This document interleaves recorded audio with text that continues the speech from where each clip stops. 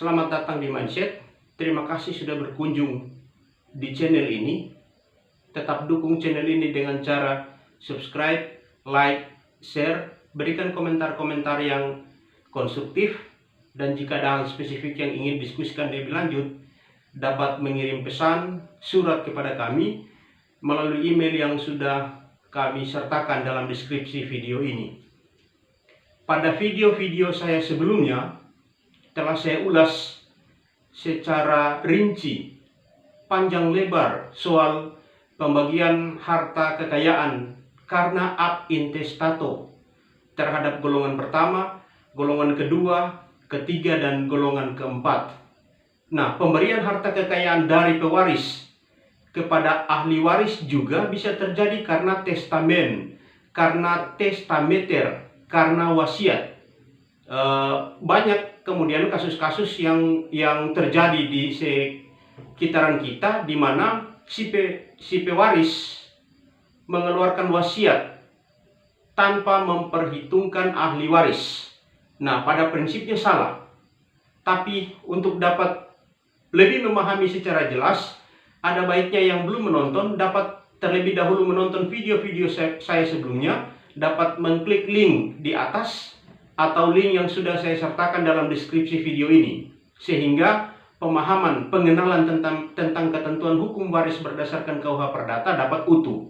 Nah, ketika si pewaris mengeluarkan wasiat, testamen, tentunya itu adalah hak pewaris. Sama, ab intestato dan testamen itu berlaku mengikat ketika pewaris meninggal dunia.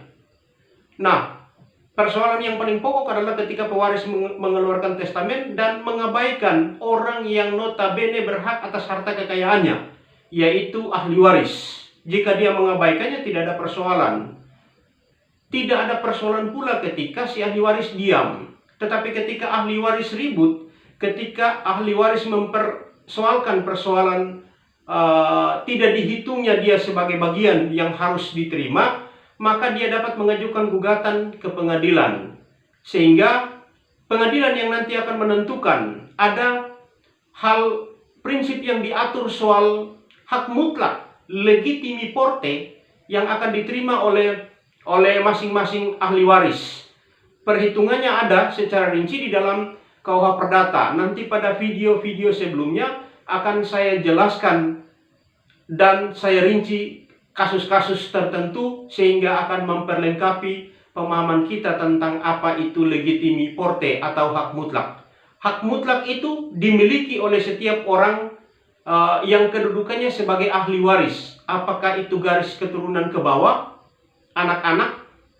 Dalam video sebelumnya sudah saya jelaskan, istri atau suami tidak memiliki legitimi porte, tidak memiliki hak mutlak dan garis keturunan ke atas.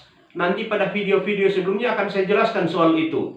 Nah, jadi ketika si ayah mengabaikan tidak ada persoalan. Tidak ada persoalan pula ketika si ahli waris tidak mempersoalkannya. Tetapi ketika ahli waris mempersoalkannya, maka pengadilan akan kemudian menganulir wasiat itu. Tentunya ahli waris akan berhak atas legitimi porte. Legitimi porte itu hak mutlak yang tidak dapat dikurangi oleh pewaris dalam kondisi apapun, termasuk dengan mengeluarkan surat wasiat. Mungkin ini beberapa hal yang bisa saya bagikan.